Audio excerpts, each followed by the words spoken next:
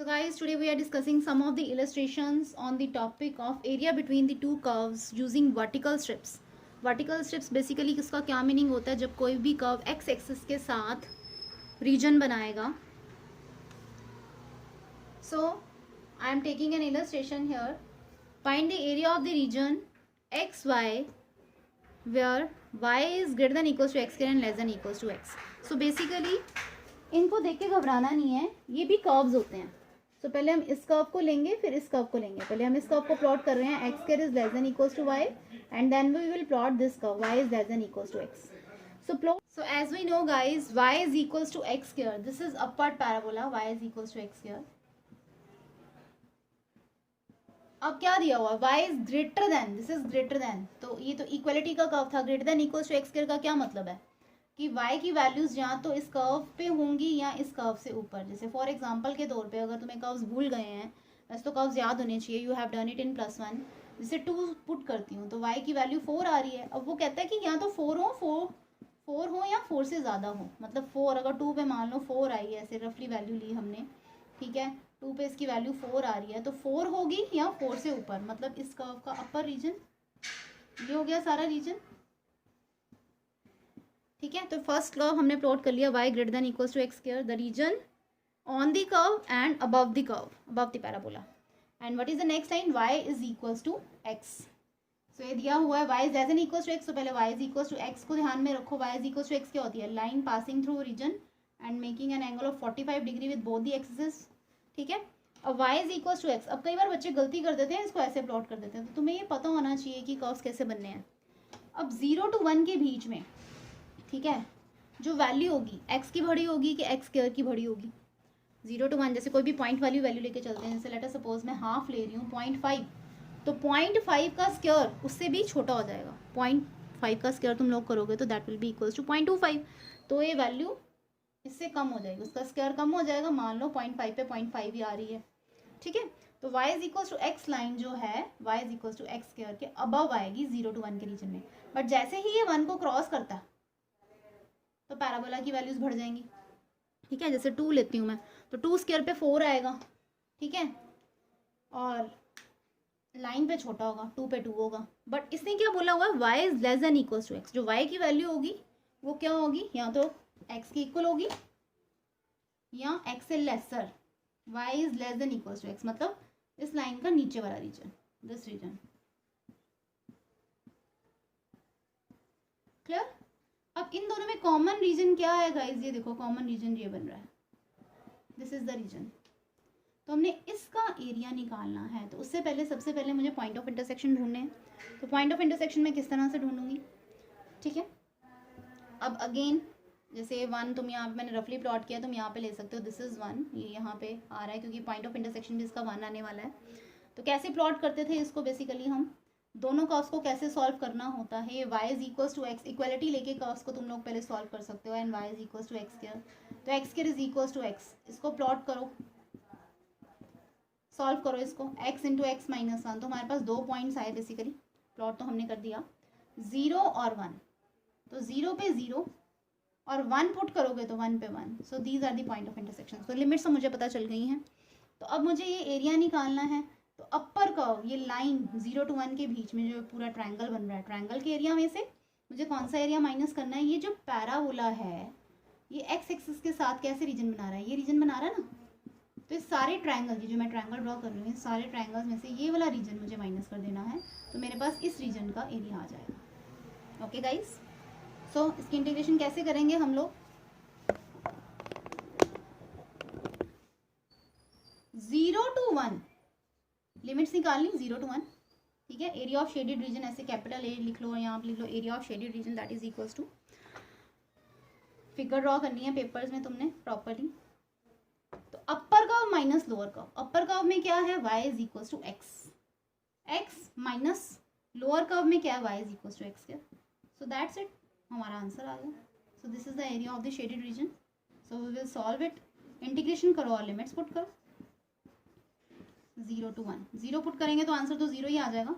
1/2 minus 1/3. So it's answer is 1/6 square units is our answer. कई books में y2 y1 अलग अलग करके लिखा हुआ है. सो नो नीड, अगर पेपर में टाइम नहीं है तुम फिगर को प्रॉपरली प्लॉट करो और upper curve minus lower curve करो. ठीक है, अपर कर्व का y in terms of x minus जो नीचे कर्व आ रहा है अपर कर्व के एरिया में से लोअर कर्व जो x एक्सिस के साथ एरिया बना रहा है वो माइनस करोगे तो हमारे पास ये रिक्वायर्ड रीजन आ जाएगा. दिस इज द रीजन, ये हमने निकाला है यहाँ पे. So guys please have a note of it. इसको प्रॉपरली कर लो. I think board is clear now. Integration कर दी और फिर लिमिट्स पुट कर दी. Now guys, let's do one more question. This is again same curve is given here. One curve y is greater than equals to x square. So as we have done in the last question, y is equals to x square is a parabola, upward parabola, and y is greater than equals to x square. So ये सारा region क्या आएगा, curve या curve से ऊपर सारा region. Clear guys? Now next question दिया हुआ है y is less than equals to mod x. Y is less than is equals to mod x. So as all of us know what is the graph of mod x का graph v होता है with origin. तो mod x again अभी जैसे बताया था कि 0 to 1 के बीच में x स्क्वायर की वैल्यू क्या हो जाती है, पॉइंट वाले नंबर्स और छोटे हो जाते हैं. तो अगर मैं इसको प्लॉट करूँगी तो इस तरह से आएगा. ये सिमेट्रिकल बनाओ, ये मैंने रफली प्लॉट किया है, आपको इसको ऐसे सिमेट्रिकल लेके जा सकते हो. You can plot it like it. Now y is equals to x. Again ये तो तुम लोगों को याद ही हो जाना चाहिए, जितने सारे इतने अलग अलग तरह के क्वेश्चन करोगे किसका पॉइंट ऑफ इंटरसेक्शन ये y is equals to x square का कर्व है and y is equals to mod x. mod x इधर क्या होता है x when x is positive and mod x is equals to minus x when x is negative. So y is equals to x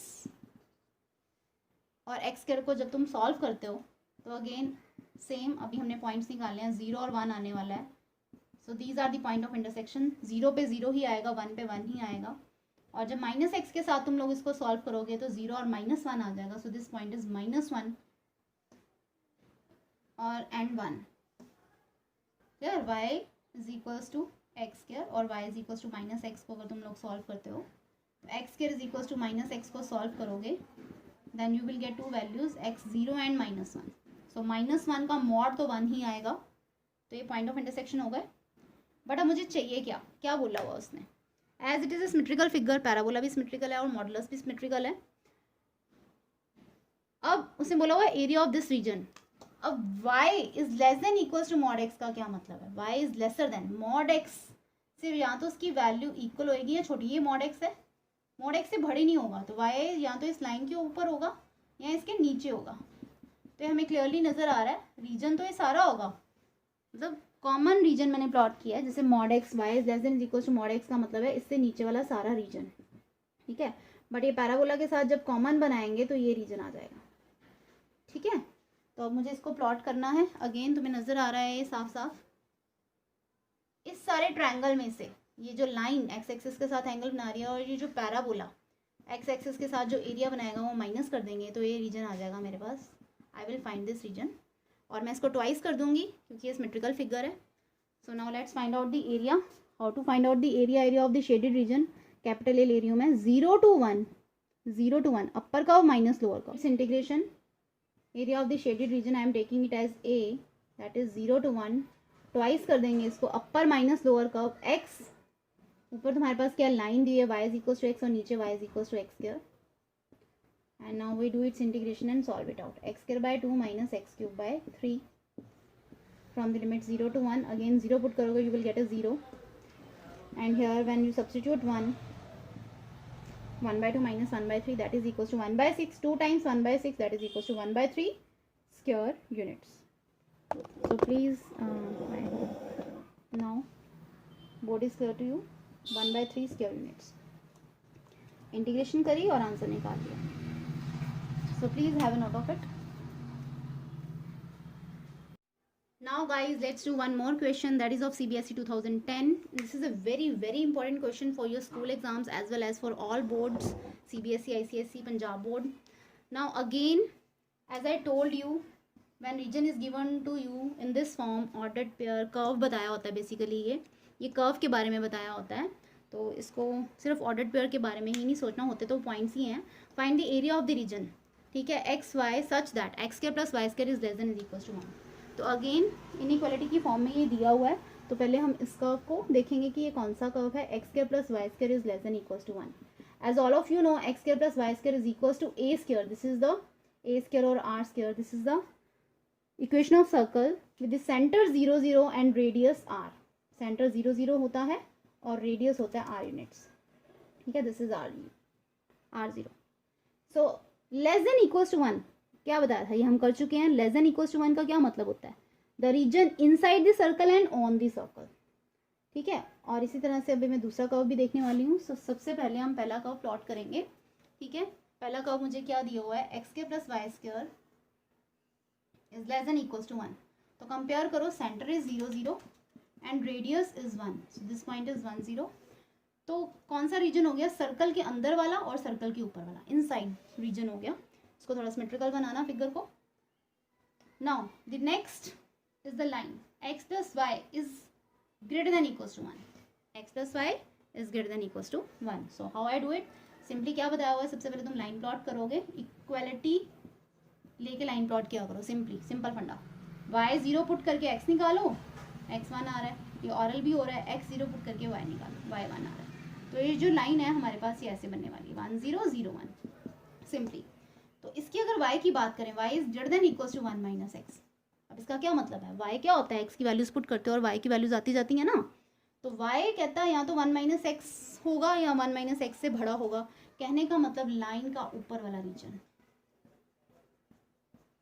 क्योंकि y की value इस line से जो answer आने वाला है x पुट करके, वो या तो इसके ऊपर ही होएगा पॉइंट, या इसके ऊपर, इससे इसके ऊपर, या above the level of y.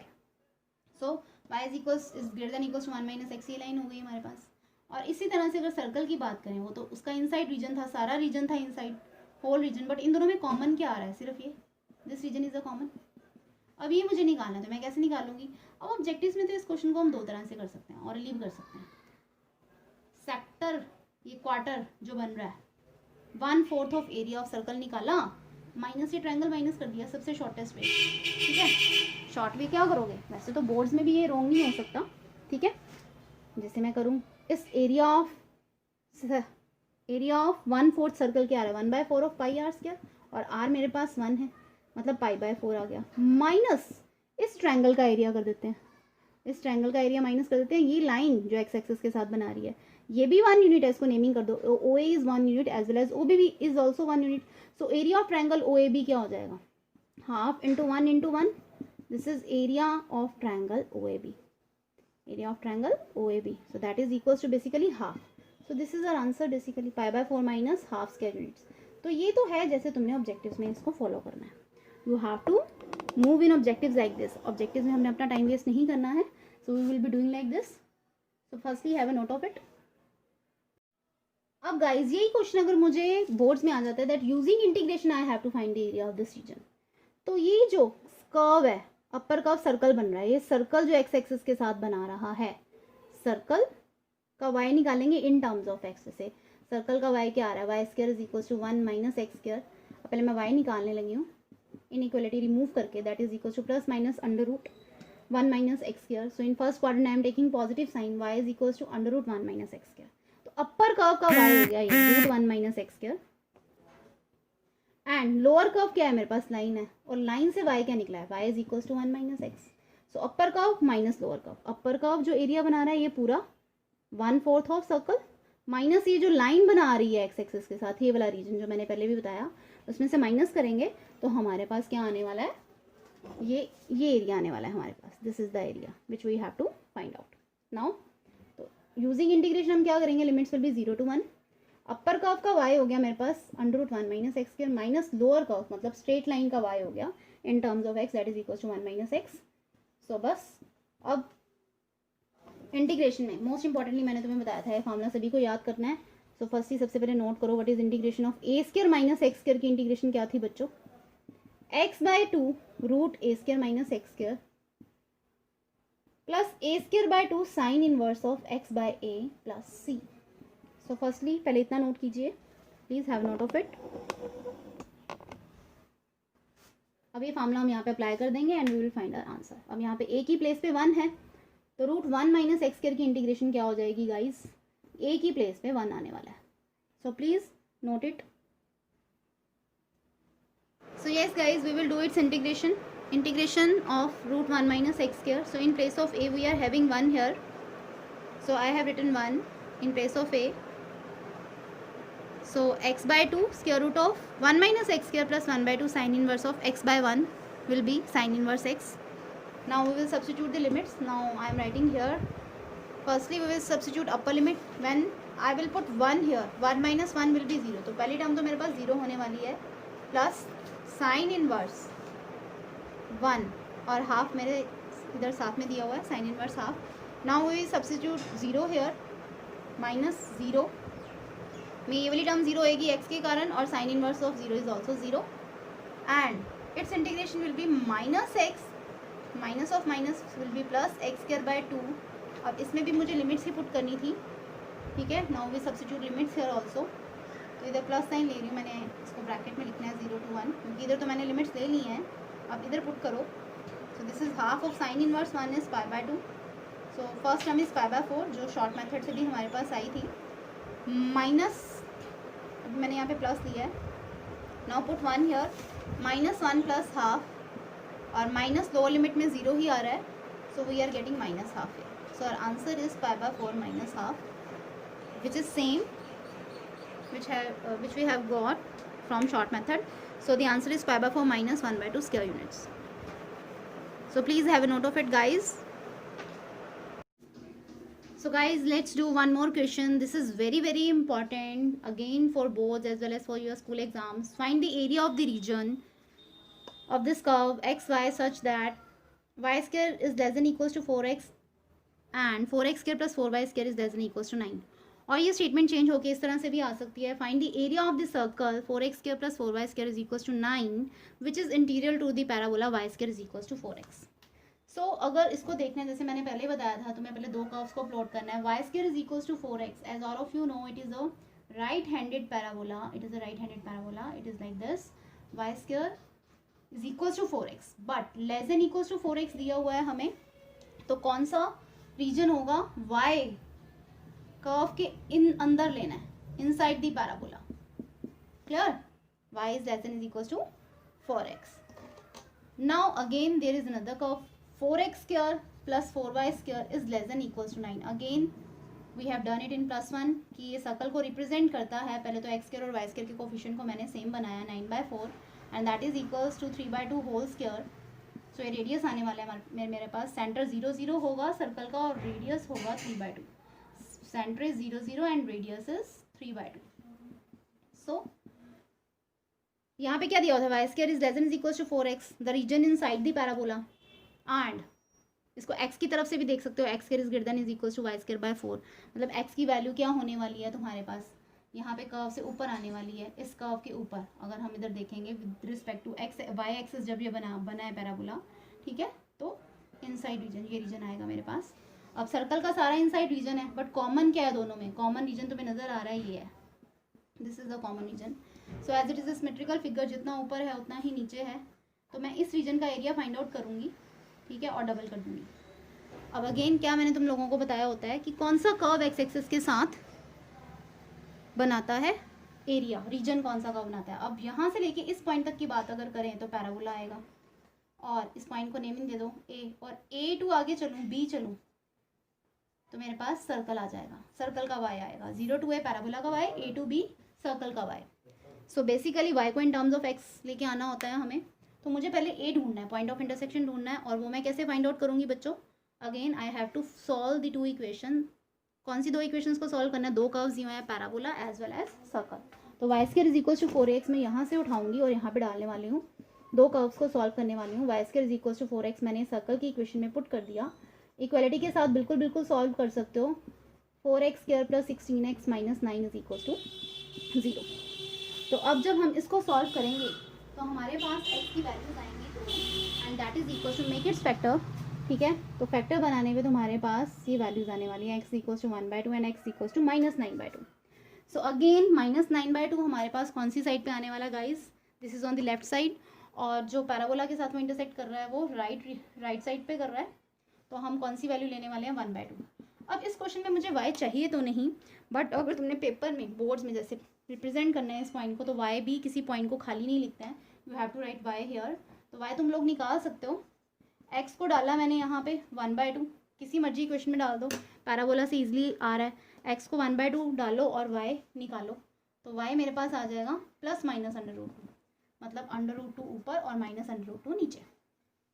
So again क्योंकि मुझे डबल करना है तो मैंने यही पॉइंट लिख लिया, तो मुझे पता चल गया 0 to 1/2 मेरे पास ये पॉइंट क्या आ गया, 0 to 1/2, तो 0 to 1/2 पैराबोला का y बना रहा है ये एरिया x एक्सिस के साथ, और 1/2 टू फर्दर 3/2 मेरे पास क्या, किसकी इंटीग्रेशन करने वाली हूँ मैं, किसके y की, सर्कल के y की इन terms of x। So firstly draw this diagram and write down these points of intersection we have found. Firstly note till it. So now further, moving further,